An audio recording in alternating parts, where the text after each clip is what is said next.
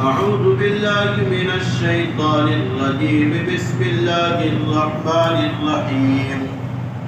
وما أرسلناك إلا رحمة للعالمين. صدق الله العلي العظيم. میرے محترم بزرگوں، عزیز ساتھیوں، حضرت نبی اکرم صلی اللہ علیہ وسلم دنیا کے لیے رحمت ہے. آپ کی حیات یہ بھی رحمت ہے، اور آپ کے جانے کے بعد آپ کی شریعت یہ بھی رحمت ہے.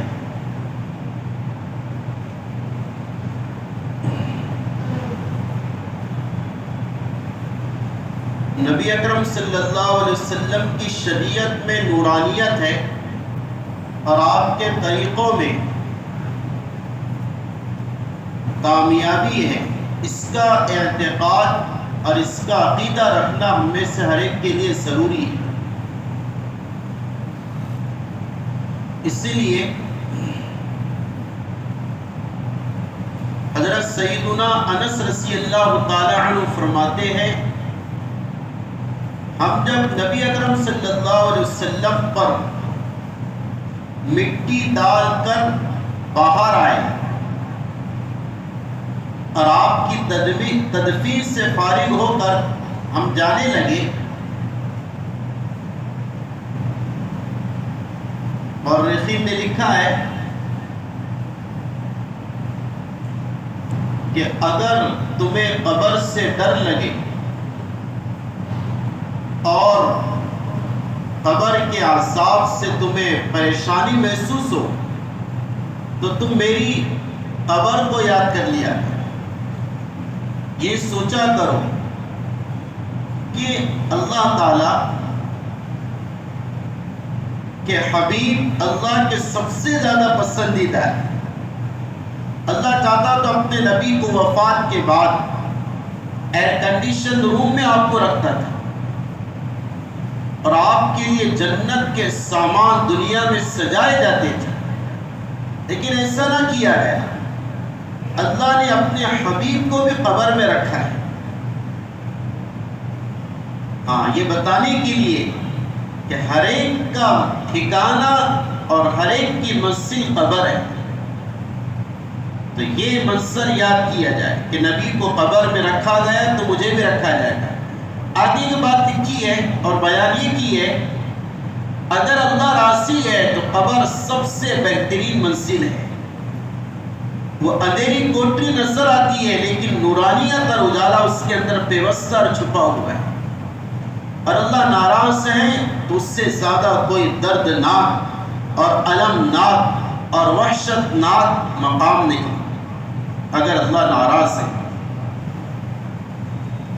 سیدنا انس رضی اللہ تعالی عنہ فرماتے، ہم نے نبی کو دفن کیا اور باہر آئے. سیدہ فاطمہ رضی اللہ تعالی عنہ سے ملاقات ہوئی. سیدہ فاطمہ نے کہا، انس، تمہارے دلوں نے کیسا گوارا کیا کہ تم نبی کو دفن کرو اور آپ پر مٹی ڈالو، قبر میں اتارو، اینٹیں اور بڑگے لگاؤ، پھر مٹی ڈالو. اس کام کو تمہارے دل نے کیسے گوارا کیا؟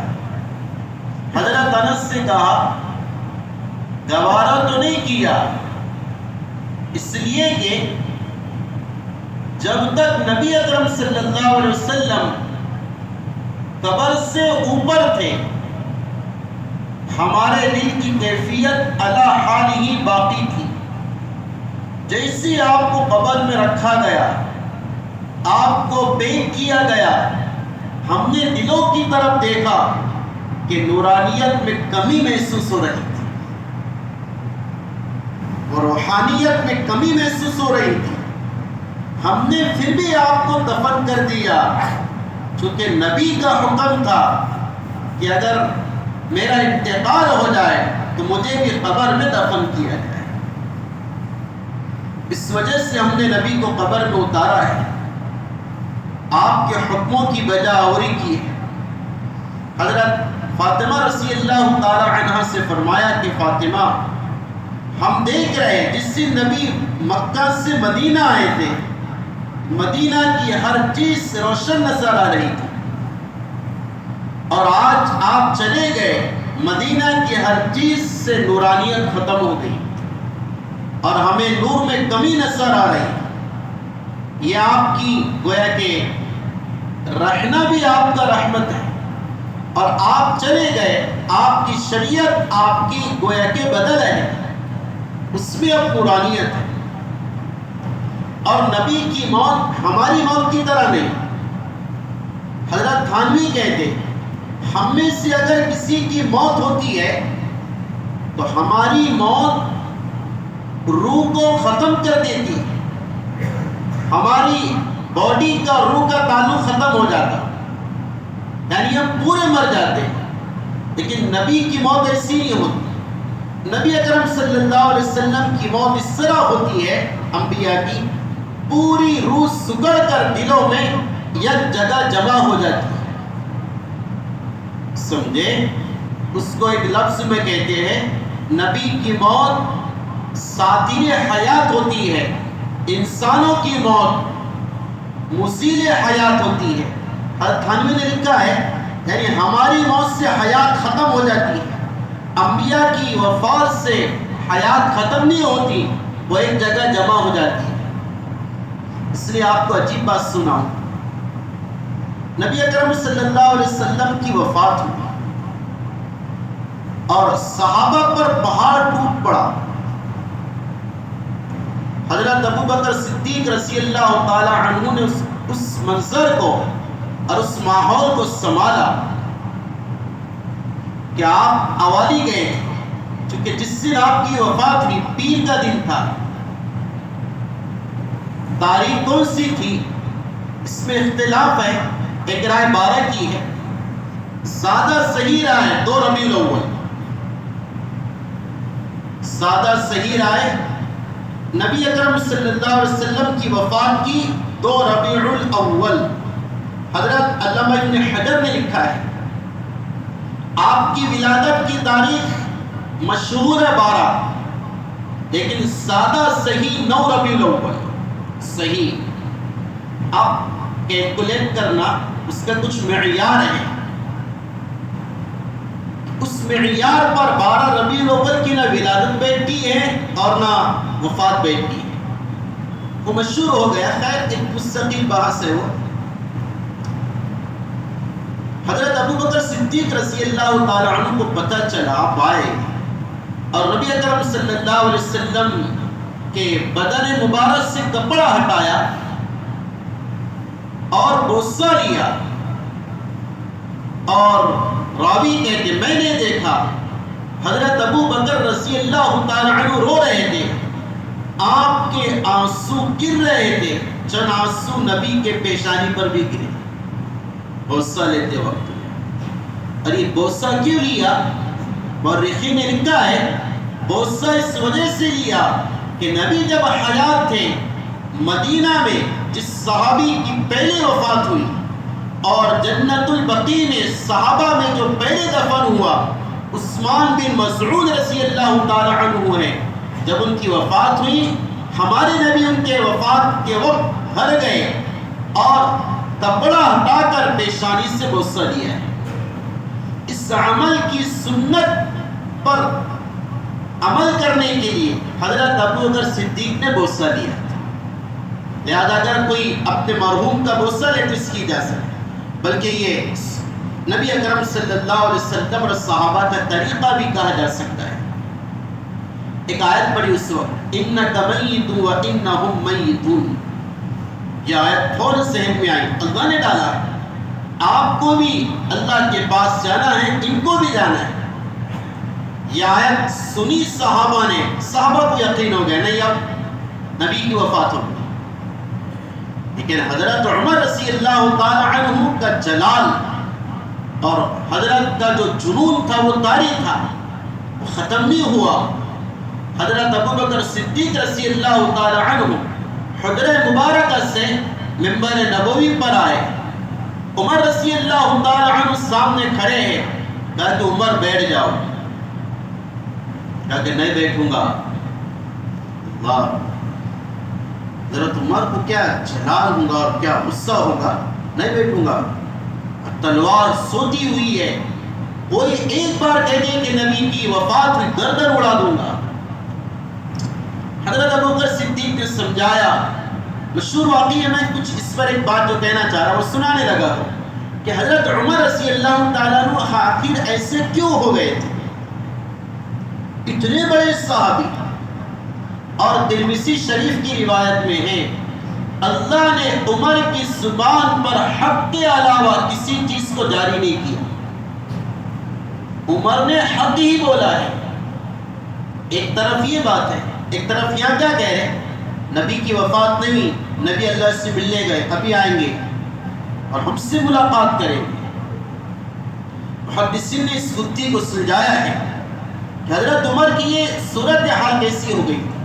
تاکہ دراصل جب حضرت عمر رضی اللہ تعالی عنہ کو وفات کا علم ہوا اور خبر موصول ہوئی، حضرت نبی اکرم صلی اللہ علیہ وسلم کے پاس آئے تو دیکھا کہ آپ کا پورا بدن مبارک، پیر مبارک، ہاتھ مبارک، اس میں تو کوئی حرکتیں نہیں، روح اس میں نہیں ہے.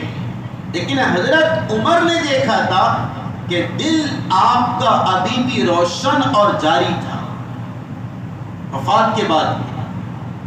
آئی بات سمجھ میں؟ تو اس کیفیت کو دیکھ کر حضرت نے کہا تھا کہ صرف اعضاء سے روح چلی گئی، دل تو زندہ ہے. اس وجہ سے میں کہہ رہا ہوں نبی کی وفات نہیں ہوئی، نبی اللہ کے پاس ملاقات ہو گئی. آئی بات سمجھ میں؟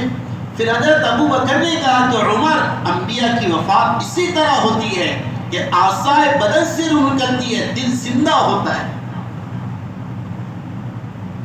تو جیسے آپ کا دل زندہ تھا آپ کے جانے کے بعد، اسی طرح آپ کی شریعت بھی حیات ہے آپ کے جانے کے بعد. اس میں وہ تاثیر ہے جو آپ میں تھی.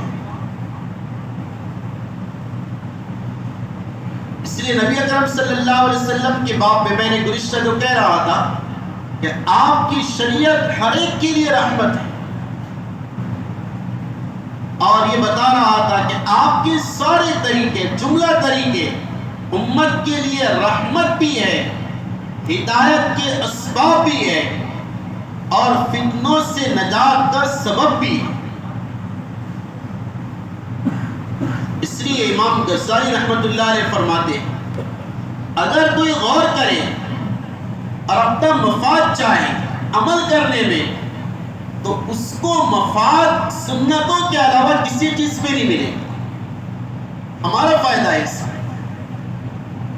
آقا نے فرمایا بیت الخلا میں جاؤ، الٹا پیر رکھو. مورخین اور محققین کہتے ہیں الٹا پیر رکھنے کو کیوں کہا آقا نے؟ اس میں اس ٹوائلٹ کو جانے والے کا کیا فائدہ ہے؟ تو اس پر ریسرچ کیا گیا اور اس کو کھولا گیا کہ الٹا پیر رکھنے کے لیے اس وجہ سے کہا گیا، ایک آدمی انٹری کر رہا ٹوائلٹ میں، پوزیشن یہ ہے الٹا پیر اندر ہے، سیدھا پیر باہر ہے. عین اگر اس وقت اس کی موت آ جائے اور لقمہ اجل بن جائے، سائنس اس بات پر شاہد ہے اور گواہ ہے، اس کی باڈی اندر نہیں گرے گی، باہر گرے گی. کہاں گرے گی؟ باہر. سمجھے؟ ان کیس اگر سیدھا پیر رکھتا، الٹا باہر رہتا، کہاں گرتا؟ اندر گرتا. آقا نے کہا کہ تم تو بڑے میرے دلارے، اندر گریں گے چوٹ آ جائے گی، ناپاکی میں ملوث ہو جاؤ گے. تم الٹا پر رکھ کر جایا کرو. تمہاری اگر موت کا وقت بھی آ گیا، اندر نہیں گرو گے، باہر گرو گے. یہ مفاد ہے. سمجھے آپ؟ دیکھو ہماری طبیعت مفاد کو حریص ہوتی ہے، جس میں ہمارا فائدہ ہوتا ہے اس کو ہم جلدی کرتے ہیں. ایک فطرت ہے ہماری، جس میں فائدہ ہوتا ہے اس کو جلدی فالو کرتے ہیں. سارے طریقہ نبوی ہمارے مفاد کے لیے، میرا اس میں مفاد ہے، آخرت کا تو ہے ہی، دنیا کا بھی ہے۔ آقا نے فرمایا استنجا کرو، ہڈی سے استنجا نہیں کرنا۔ کیوں؟ ہڈی سے استنجا کرنے کی دو وجہ ہے ممانعت کی۔ ایک تو یہ کہ وہ ہڈی اگر تیز ہے تم اس سے استنجا کرو گے کچھ لگ نہ جائے، اور دوسری وجہ یہ ہے کہ ہڈی یہ جو ہے تمہارے بھائی جناتوں کی غذا ہے، اگر وہ ان کے غذا کو تم ناپاکی میں ملوث کرو گے، کہیں ایسا نہ ہو کہ وہ تمہارے اوپر کوئی تکلیف بن کر ٹوٹ پڑے۔ امام طحاوی رحمۃ اللہ علیہ نے بیان کیا، میں نے گزشتہ اس سبق کو پڑھایا طلبہ کو، کہ نبی اکرم صلی اللہ علیہ وسلم ایک مرتبہ استنجا کے لیے جا رہے تھے۔ آپ کی عادت طیبہ تھی، آپ سیدھا چلتے تھے، ادھر ایسا نہیں دیکھتے تھے، اپنے پوزیشن پہ چلا کرتے، زیادہ نہیں کرتے تھے ایسے۔ اس لیے فقہا کہتے جو چلتے ہوئے دروازوں میں جھانکتا ہے وہ بے وقوف اور ابلا ہے،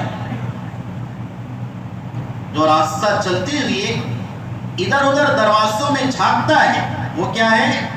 بے وقوف ہے۔ فقہا نے لکھا، ہدایہ پڑھو، ہدایہ میں ابلا کہتے اس سے، ابلا عربی میں، کہ بھئی دماغ سے تھوڑا سا توازن کم ہو گیا۔ حضرت ابو ہریرہ کہتے ہیں اللہ کے نبی استنجا کو جا رہے ہیں، میں آپ کے پیچھے ہو گیا، اور آپ کی عادت تھی آپ دیکھتی نہیں تھے، اپنے پوزیشن میں چلا کرتے، تو آپ کو محسوس نہیں ہوا کہ میں پیچھے آ رہا۔ اگر کوئی دیکھے تو معلوم پڑتا کہ کون میرے پیچھے آ رہا، رات کا اندھیرا تھا۔ پھر میں تھوڑا تیز ہو گیا، نبی کے قریب آ گیا، تو میرے پیروں کی آہٹ سنائی دی آپ کو۔ کہا کہ کون؟ کہ ابو ہریرہ۔ اچھا، کہا کہ ابو ہریرہ میں استنجا کرنے جا رہا، میرے لیے ڈھیلے لاؤ۔ اور فرمایا کہ ابو ہریرہ ڈھیلے لانا، ہڈی مت لانا، اور لید مت لانا، لید گوبر سکا ہوا۔ کہا کہ کیوں؟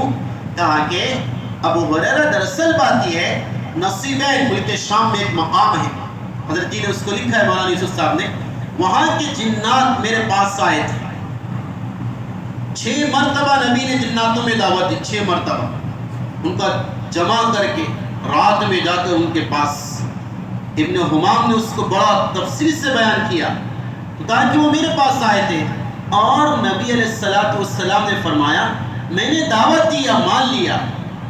آقا نے فرمایا نعم الجن ہم، بڑے پیارے لوگ تھے، وہ بڑے پیارے لوگ تھے۔ علماء نے لکھا ہے ان کی نسل سے جو بھی جنات ہیں، نبی کے اس فرمان کے لحاظ میں کبھی کسی حضرت انسان کو تکلیف نہیں پہنچاتے۔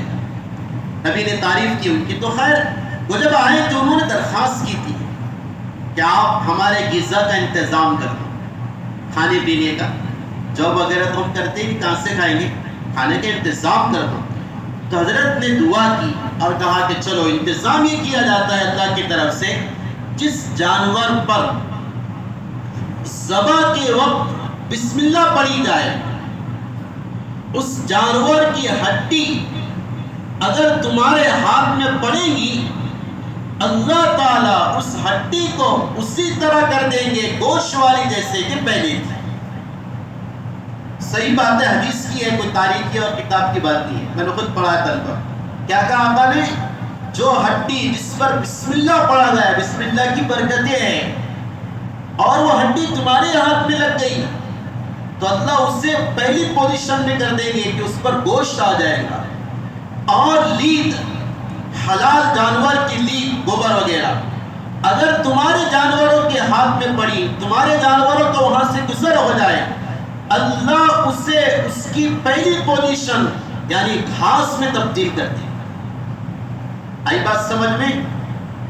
حدیث کی بات ہے، اس طرح ہوتا ہے، ہمیں نظر نہیں آتا۔ اب اس وجہ سے ہمارے نبی نے فرمایا چونکہ ہڈی جناتوں کی غذا، لید ان کے جانوروں کی غذا، اب اگر کوئی سے استنجا کرے گا تو ان کی غذا کو ناپاک کرنے کی وجہ سے کوئی دوسری مخلوق تمہیں تکلیف نہ پہنچائے، آقا نے تکلیف کا خیال کیا اور کہا کہ میری امتیوں ہڈی اور لیس سے زندہ نہیں کرنا، اس سے ناپاک نہیں کرنا، اس سے ناپاک جگہ پر نہ پھینکنا کہ تمہیں تکلیف نہ پہنچائی جائے۔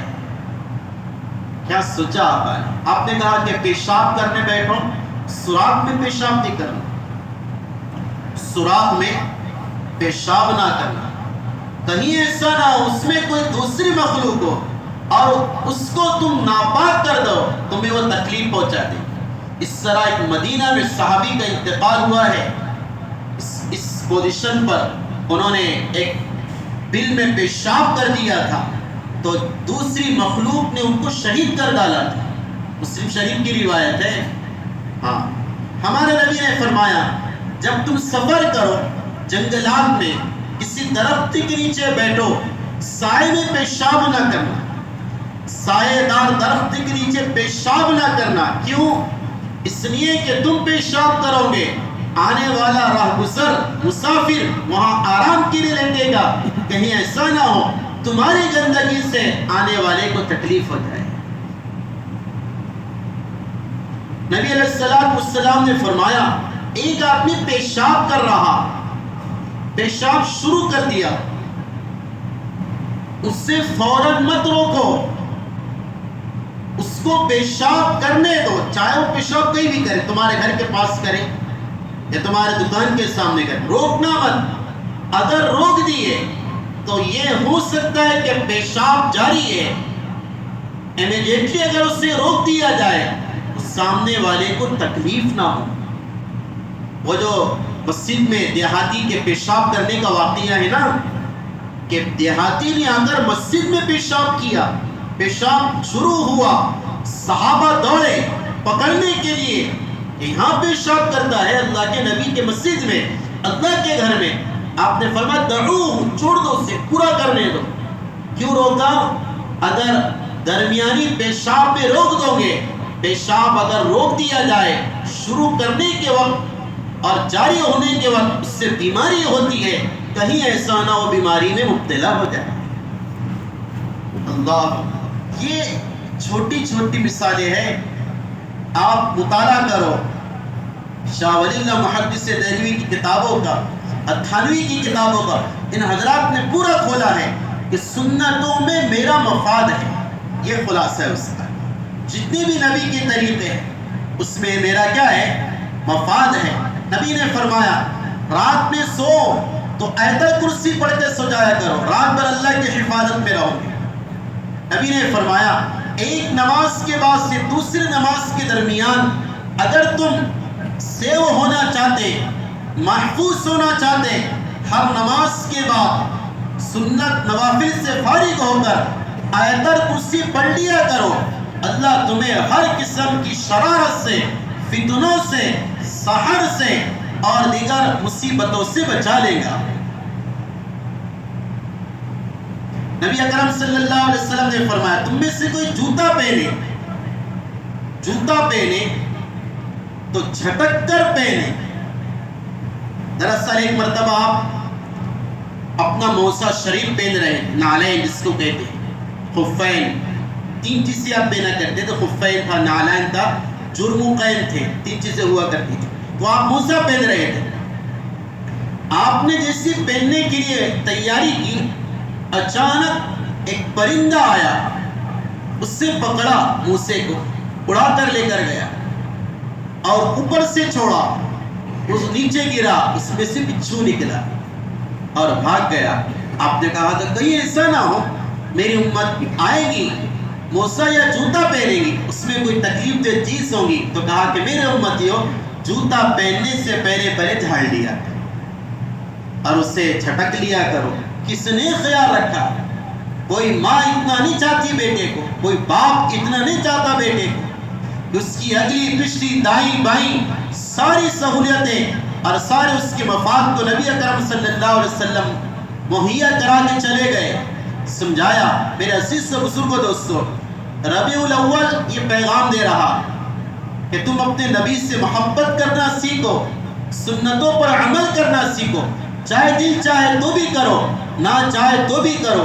حضرت گنگوئی رحمت اللہ علیہ کی آخر وقت میں آنکھیں چلے گئی، نابینا ہو گئے تھے، لیکن پھر بھی سونے سے پہلے سرما لگایا کرتے تھے۔ ایک شاگرد نے کہا کہ حضرت آپ کی تو آنکھیں چلی گئی، سرما تو آنکھوں کی روشنائی کو تیز کرنے کے لیے لگایا جاتا ہے۔ کہا کہ بیٹا آنکھوں کی روشنائی تیز کرنے کے لیے نہیں لگاتا، میں تو اندھا ہو گیا، سرما اس وجہ سے لگاتا ہوں کہ نبی نے کہا سونے سے پہلے سرما لگا کر سویا کر۔ اپنا اس میں غرض ہو اور دل چاہے یا نہ چاہے لیکن عمل کرو۔ اس لیے عبداللہ بن مسعود رضی اللہ تعالی عنہ فرمایا کرتے تھے کہ اے لوگو اپنے شاگردوں سے کہے دنیا کا اچھا حصہ چلا گیا، گندا حصہ باقی رہ گیا، گدلا حصہ باقی رہ گیا، لیکن اس گدلے حصے میں روشن وہ رہے گا جو نبی کے طریقے پر پابندی سے عمل کرے گا۔ اس وجہ سے میرے عزیز و بزرگو دوستو یہ مجمع ارادہ کریں انشاءاللہ کہ 23 کا ربیع الاول زندگی میں وہ باہر لے آئے گا کہ اگلی پچھلی خطائیں اللہ سے معاف کرائیں گے، سنتوں کا اہتمام کرنا سیکھیں گے، جن کو داڑھی نہیں داڑھی رکھیں گے، جو سنت کے خلاف لباس پہنتے وہ سنت کے مطابق پہنیں گے، اپنے گھر کی مستورات کو پردے کا کہیں گے، بچوں کے بال سنت کے مطابق کاٹیں گے، لباس سنت کے مطابق پہنائیں گے، گھروں میں سنت کے مطابق اعمال کرائیں گے، مستورات کو تعلیم دیں گے۔ یہ ربیع الاول کا پیغام ہے، یہی آقا کی ایک تمنا تھی کہ میرے امتیوں تم گمراہ نہ ہوں گے جب تک کہ میری سنت پر عمل کرتے رہو گے اور کتاب اللہ کو مضبوطی سے تھامے رکھو گے۔ اللہ تعالیٰ سے دعا ہے اللہ تعالیٰ اس ربیع الاول کو میرے اور آپ کی زندگی کے لیے بہار بنا دے اور آپ کے طریقوں پر جما دے۔ وما علینا الا البلاغ المبین۔